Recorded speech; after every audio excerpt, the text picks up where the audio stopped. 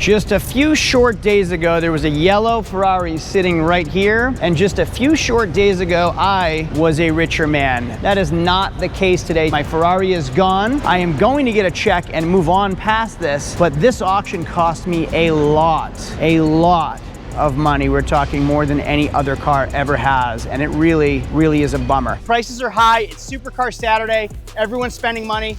I'm really excited, and I'm manifesting $80,000 plus. I'm manifesting a positive profit. We're gonna make some money on this car. We're gonna do well. We're gonna liquidate and move on to the next flip in our Ferrari series. Today's a good day. Not, oh no. Oh no. Solid 50 pounds on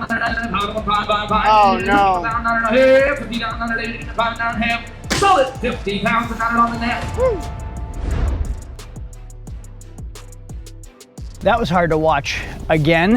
It is the day after, it is the aftermath of the Barrett Jackson auction. Where I am sitting right now was the test track for the Hellcat Challengers, their drift track. Right behind me is the overflow lot for everything getting picked up the day after the Barrett Jackson auction. It's actually been 2 days. I've had 2 sleepless nights, 2 restless days where I'm in my head because I lost more than a teacher's salary in 1 day on 1 car for several reasons. In today's video, we're gonna go through the Barrett Jackson auction, the aftermath, show you what it's like the day after the sale. Again, 2 days after the sale. I'm gonna show you some of the prices because I wasn't the only one that lost money, and it's due to several reasons, several factors. My name is Craig from Flying Wheels. There's a lot of things I would change. This is not a sad story, this is a learning lesson. I'm in much better spirits now. You're gonna join me for everything I did wrong and would have changed, as well as the aftermath of the Barrett Jackson auction. Let's get going.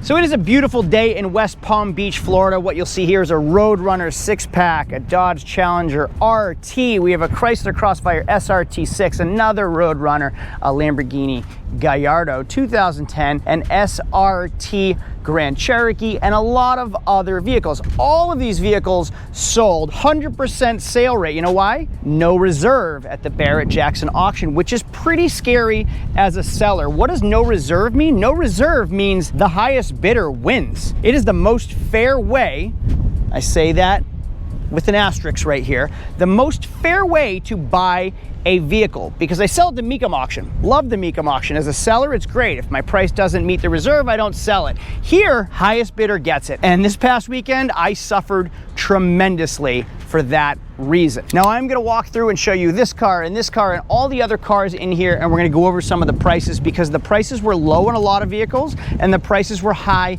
on others. We're gonna go through the reasons why every car is reflected in value differently and how it's reflected on the auction block, as well as what happened to my Ferrari 360. Now let's dive right into my Ferrari. It is a 2002 yellow 360 Spider. It has service records. The timing belt was done. Everything you want as a buyer was done for that vehicle by me, and it cost me over $5,000 to have it done that way. The problem is it wasn't represented that way on the auction block, and I paid dearly for it, and somebody scored the cheapest Ferrari 360 that I personally have ever seen. Let's talk about my personal experience and what happened to me here this past Saturday and why it cost me $30,000, literally $30,000. Imagine that. Imagine if I had $30,000 to go on a vacation. Imagine if I had $30,000 to just give to all of you, spread it out amongst the viewers to just say, hey, thanks for your support, thanks for watching. Imagine if I randomly picked one of you and said, hey, congrats, thanks for watching, here's $30,000 out of my pocket. I could have gone to any one of you, and instead, it went here, it's gone. It's just poof, it's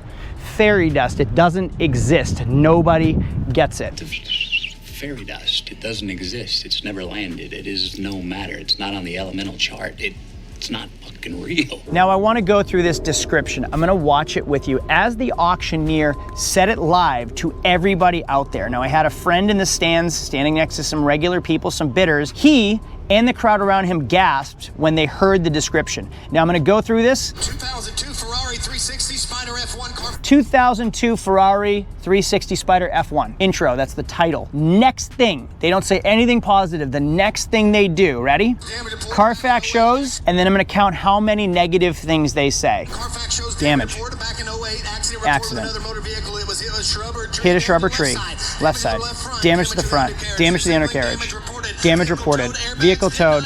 airbags. That is 9 different negative words listed at the very start before somebody even raised their hand. 9 different negative terms. Now, I own a car dealership. I'm in sales. I actually used to train people how to sell. If you ever walked on a car lot, interested in a car, and I said, hey, you like this Ford Taurus? Just so you know, the Carfax shows that it went off the road, hit a shrub, has side damage, had front end damage, had lower end damage, had a collision, had to be towed, airbag didn't deploy, didn't tell you if it had a clean or not clean reconstructed salvage title, you'd probably walk right off my lot. You would say, no thanks, I'm not interested. Even if it did happen in 2008 and we're in 2025, you would say, oh geez, yeah, thanks, but no thanks. Which is exactly what happened to my Ferrari. Hey, before anybody starts bidding, let me tell you 9 negative words about this vehicle before you start thinking about what this car is worth. What do you think is gonna happen? Now, I knew that was written. I knew that was the history. Why couldn't they say Carfax shows an accident back in 2008? If you're willing to spend $50,000, $60,000, $70,000, don't you think you'd pull your own Carfax or your history check for yourself? You would know the history, not make it sound like, hey, beware, red flag, don't buy this car because in 2008, this happened. An accident. It was in an accident. He never mentioned it had a clean title. He never mentioned the service records, the books that come with it, the toolkit that comes with it, the car cover that comes with it, that the top works, that the AC is cold, that it's been serviced, that the time, none of the things that I wrote in the description were ever mentioned. Now that carries on. Let's keep going for a minute. 10,000 starting bid, 20,000, 30,000, 40,000. 50,000. We are now the cheapest Ferrari 360 I've ever seen. He's gonna stop the bidding in 1 second. Trying to get 55. Okay, the bidding is stopped, so he's gonna stop for a minute. Okay, so he's gonna stop right here because the bidding stopped. He knows he wants to get more money for me. He knows that I want between $70,000 and $80,000, so he should be trying to get more for me. But what he's gonna say isn't what I wrote down. We had a description that I authorized, that I signed on, that he didn't mention. Listen right here is where it should at least come in. Modena yellow, ladies and gentlemen, has a narrow black leather interior, accented with Modena yellow stitching. Take a look in here at the beautiful Spider. Cool. For the 3 specs of the car, yellow, black, yellow. That's what he says. Nothing, not one positive thing specific to this vehicle. Never said clean title, never said original mileage. Nothing positive ever came up during this auction. Let's try to get more money. Does anybody want this car that has been in a wreck and had 9 different times said Carfax shows negative damage?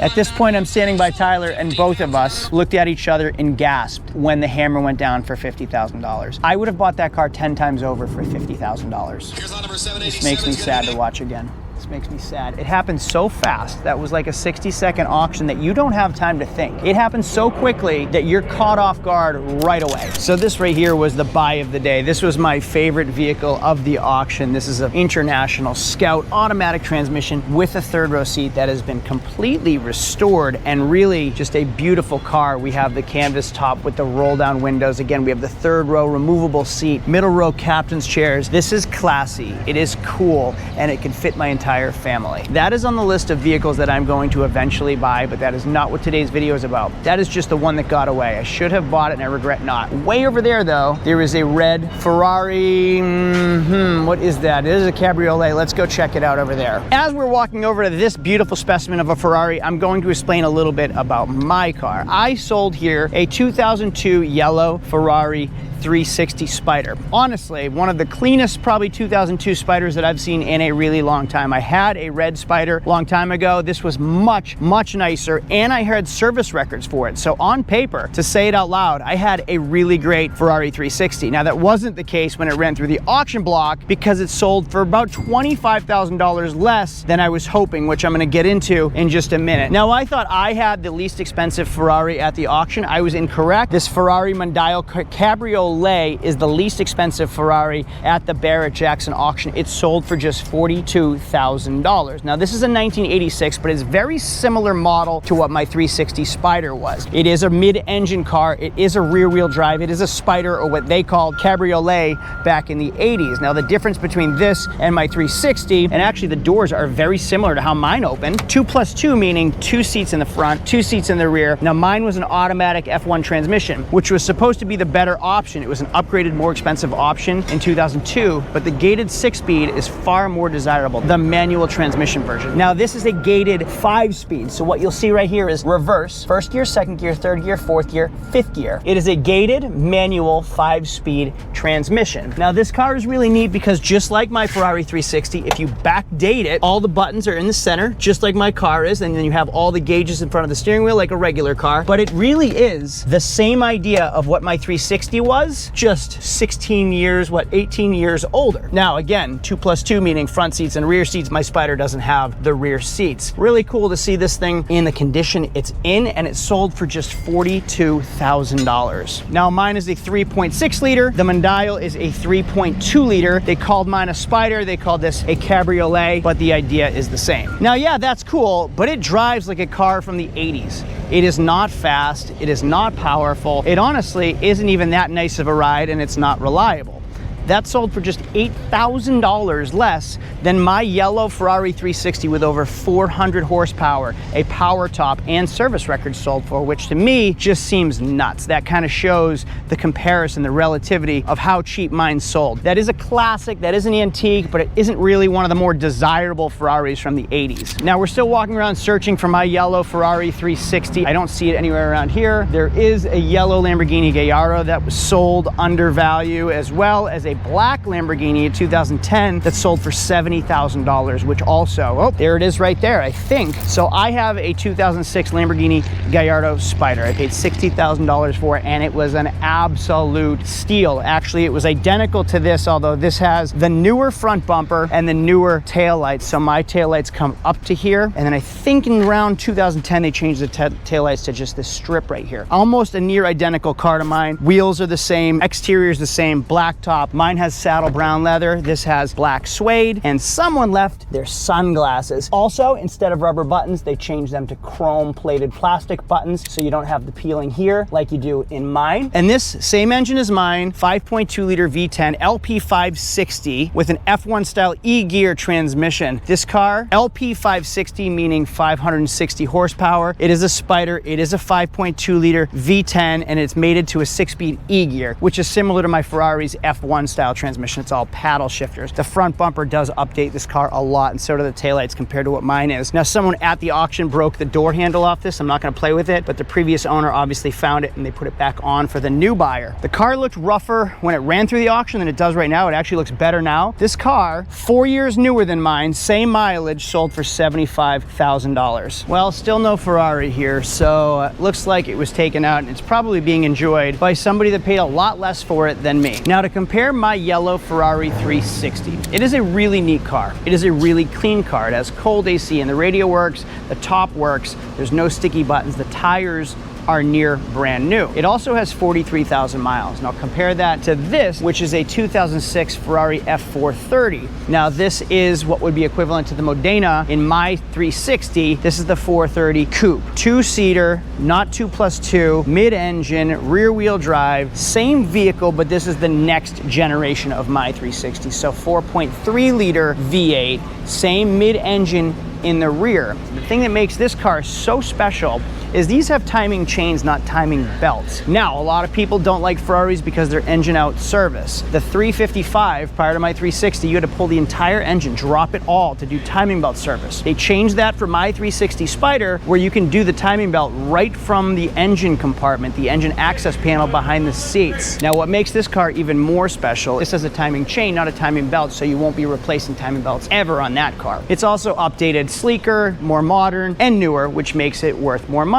Now, that car also only has 6,000 miles compared to my 43,000 miles. Now, let's speak about prices generally. We are going through a recession. The stock markets have crashed. People have lost near 25% of their retirement. If you owned any type of crypto, kiss 25% of that goodbye as well. Everybody is taking a beating in every aspect. Interest rates are high, everyone's in fear of the economy, which reflects spending. So right off the bat, people are spending less now than they were even 6 months ago when I bought that Ferrari. So 6 months ago when I bought that car, yeah, things weren't great, but things weren't terrible either. This is not political, and I don't make it political. I'm just saying generally 6 months ago, things were better than they are this specific month. The timing for me to sell a Ferrari could not be worse because everybody just became frugal this month, which is awful. Now, if you want to learn how to lose money, take some of my tips in investing, because I'm terrible at investing. I'm better at buying cheap cars and selling cheap cars. It's how I made my money. It's how I built my business. It's how I paid for everything in my life. I don't want to do that forever, which I'll get into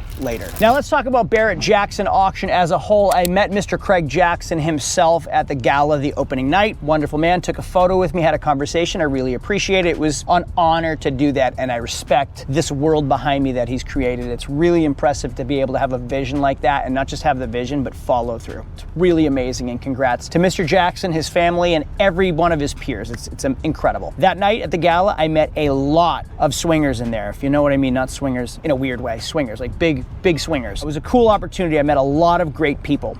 During the auction, I spoke with Tyler Hoovey, thanks for that. I met April, you did an interview with me, thanks for that. Hard Up Garage, Sam, it was great meeting you, and a lot of other great people at this auction. So the opportunity that this place provided for me was incredible. And just the connections that I made are probably priceless. Now the auction itself, they sell at no reserve, which we discussed. No reserve means the highest bidder gets it. Whether it's $5,000 or $50,000, that car is selling. That's great for a buyer, scary as hell for a seller. Whatever it gets, it gets. And why do they do that? Well, they want 100% seller rating. It's only a 3-day sale. They want everything gone. Yes, it is kind of a cool car show, but they're here to make money. They're here to sell. So everything sells. Now, whether it sells for $50,000 or $60,000, it doesn't matter to them, because they'd prefer to protect themselves. I was in a great mood. I'm over it. It's been a couple days. I'm sleeping again thanks to some Benadryl, but watching that video brought me right back, and my eyelid is twitching. I'm just like flabbergasted that what I wrote originally in the description was never mentioned. Nothing was ever mentioned, but what was mentioned was like, not just, hey, it was in an accident. Hey, beware, don't buy this car because of 9 reasons from one incident. And that cost me $30,000, $20,000. Now let's talk about price. When I called this auction and said, yeah, I'd like to get around $70,000, $80,000. I think that's about the going price. What do you guys think? They looked it up and they said, yeah, we think we could do that. We'll give you a great number, Super Saturday. I will commend them. They gave me just probably one of the best numbers at this auction. Saturday, 5 o'clock. Supercar Saturday, 5 o'clock. People have already had some drinks. They're already spending money. The auction's going. It is wild. This place is packed with people. My car ran through the best possible time of the auction, probably. So whoever hooked me up with that, thank you so much. It was just phenomenal, and it gave the potential, and I felt great. And just like, I'm excited. Money's here. People are spending. People's shoulders feel good. They're raising their hands. I've had a couple cocktails for free thanks to my bidder badge that gives me a couple cocktails every day. So I bid. Got out of my head. I'm feeling good. I'm gonna get 70. I'm gonna get 80. Even if I get 65, that'll help me break even or get close to it. We're having fun. We're making some videos. Never in a million years did I think it would sell for $50,000, and never in a million years did I think that they would represent it the way they did. And it doesn't cost anybody money but me. The auction gets paid by me, 10%, which is $5,000 plus $700 for that number. So I paid them $5,700. I'm gonna get a check for that vehicle for $44,300. I paid $57,000 for it. Shipped to my house, $59,000. Repairs, $5,000, so I'm into that car for $64,000. So I am gonna get a check for $44,000. So I am gonna lose $20,000. Not going to, did. I lost $20,000 on one car in one day, on a car that legitimately is worth 60 every single day. It's worth 70 every single day. It's worth 75 on a good day. I bought my red Ferrari 360, this one right here, for $88,000 2 years ago. Yes, values have changed. Yes, they've gone down, but they haven't gone down that much. $75,000 is a good deal for that car. Let's get into the trolls now. I have a good following, and I appreciate the support from every one of you, whether it's on Instagram, TikTok, Facebook, or YouTube. I marketed that car hard on every platform I have. People know it was going for sale so they can watch it live on Barrett Jackson. I have some haters. There are some really miserable people out there that love to just spread their hate to other people. Unhappy people like to make other people unhappy. Misery loves company. That's the trolls on the social media behind their keyboard telling people what they're unhappy about, trying to be contagious. Misery loves company, right? Within minutes, I get an email to my website. Hey, I'm interested in your Ferrari. I'll come with $80,000 tomorrow, no financing needed. Do you think I'm a fool? I have haven't had an offer on that car in a month and a half. Now all of a sudden that car runs through and I'm getting offers from people for $80,000 cash today. Hey, I'm coming to your dealership. I'll be there Saturday to buy it. My email was inundated with trolls behind the scenes saying, hey, I'm really interested in this Ferrari. Would you sell it for 75? Hey, I'm interested in 80,000. I'll buy it tomorrow. I know what you're doing. Uncool. It's not cool. It doesn't bother me, but it is uncool. All right. Misery loves company. Go be miserable by yourself. All right. I'm already unhappy because this sucks. So it's like really kicking somebody when they're down. Thumbs down to you guys, but to everyone else that just follows me and loves my videos, or like they came up to me and said hello, guys, thank you so much for the support. And like every view really means a lot, whether you like me or doesn't like me. I do like and appreciate every view, but some people are just really mean, which is uncool. Don't be cool, don't be uncool. Now let's talk about values of the Ferrari 360. Real quick, I'm going to go to Bring a Trailer. I'm gonna go to Cars and Bids, and I'm also just gonna check on the Barrett Jackson and Mecum websites. And I'm also gonna go back into the archives to show you a video from 7 years ago on a Ferrari 360 that I was bidding on at a dealer auction. Before this was ever even a thought in my head, it's what sparked the I Want a Ferrari series 7 years ago. Wild. I'm going to show you that clip shortly too. Bring a Trailer right now, and if I just type in Ferrari 360, we can actually see that there are two running through right now, a 21,000 mile Modena, which is a coupe. Current bid is 60,000, and 11,000 mile 360 Spider with 7 days left for $36,000. Those are the high bids currently. Now if we go to previously sold, we can see the 22,000 miles sold for 88, another one for 77, another one for 70. That $70,000 one looks more like mine, but that's a Modena. We have a $72,000 one, $118,000 one, so that was a 6-speed, obviously, which makes it worth significantly more. An 03 360 6-speed for $127, a 10,000 mile 360 6-speed for $155, another 6-speed for $160, and if we scroll down, we have some more 6-speeds, and then a Modena for $92,000. Here's another yellow. Wow, a lot of 6-speeds went through. $78,000, $135,000, $62,000, $71,000, $75,000. So nothing even close to the price of mine. Website Cars and Bids, looking up Ferrari 360s. We can see he did a video on a Modena. And if we scroll down, we have one looking very similar to mine that currently were recently sold for $102,000, but this is a gated 6-speed manual, which we already talked about those being worth more. A 360 Modena with 19,000 sold for 73. This one looks a lot like mine. That sold for 55,000. Wow, that is cheap. And then you can see that it sold recently for 70,000. And then here's another one that sold for 77. There's that yellow one again, sold for 77. Here's a Modena, sold for 121, so that must be a gated 6-speed. Yes, it is. And then here we have another 360 in red, gated 6-speed for 90. And then that blue that we were talking about earlier sold for 63.5. Wow. Okay, so let's go through what's going on. I am not upset. I am not hurt over it. I'm beyond it. I am past. We have $45,000 and I'm just gonna build my capital again. I can buy something else cool. We're gonna move on, whatever. Sometimes you win, sometimes you lose. I took a massive loss. This entire year, I've taken a lot of massive losses. Here's the thing. I've made money. I've been successful by the everyman. I just had this conversation with my brother Adam altogether. The everyman is who watches my videos. The everyman is who buys my cars. Whether it's a Monte Carlo, a G35, or a Chevy Silverado, it appeals to the everyman. I was the everyman. I love $3,500 cars. I started from nothing. I worked really, really hard to build it up, to grow into the world where we can have Lamborghinis on the other side that has a Ferrari Scuderia badge on the side. I don't know why, but Ferraris and Lamborghinis, because that's a dream of mine as a child. I don't have a mentor that teaches me how the exotic car market works, how the car values on Lamborghinis and services on Lamborghinis and Ferraris work. I have to learn. You watch me learn how to do a thermostat on a Ferrari, how to do body work in my home garage on a Ferrari, how to charge the AC on a Lamborghini Gallardo, because I am the everyman that's trying to do it himself, the DIY guy in my garage. I'm not an auto repair technician. I don't work for Ferrari or Bentley or Lamborghini. I'm figuring it out as we go, just as I did at the very, very beginning. I don't want the car dealership that sells 2002 Monte Carlos. I want to drive what makes me smile, and I want to learn about them. I don't have a mentor that teaches me. I want to figure it out, and the reason I make these videos is to show you how I figured it out, so you can learn from my mistakes and grow with me on my dime. Learn on my dime, not on your dime.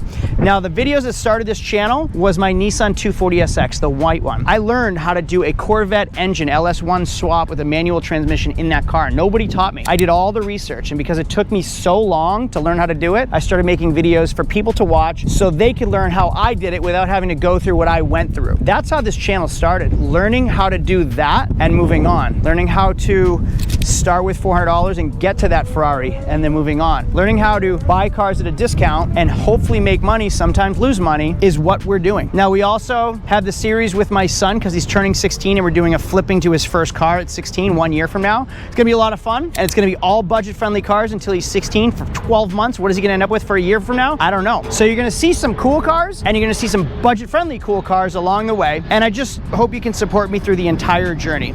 We are gonna get our dealer's license in Florida because I just make too much money on cheap cars to say no to. I hate selling cheap cars, but like that $5,000, $6,000, $7,000, $8,000 car is so easy to make money off of. So in our future, we are gonna get back to our dealer's license down here in Florida. I'm gonna show you how we do it, how we start our dealership, all the ins, the outs. We're gonna learn alongside. So there's a lot to come. The Ferrari, whatever, I'm past it, I lost money, I'm moving on. If you guys wanna follow this entire journey and be supportive, I appreciate it. If you don't wanna be supportive, but you still wanna watch, I appreciate that too. Thanks for watching. I'll see you all later. Whatever. Money's gone. It's gone. Let's move on. The past is the past. The future is now. Thanks for watching. I'll see you all later. Adios.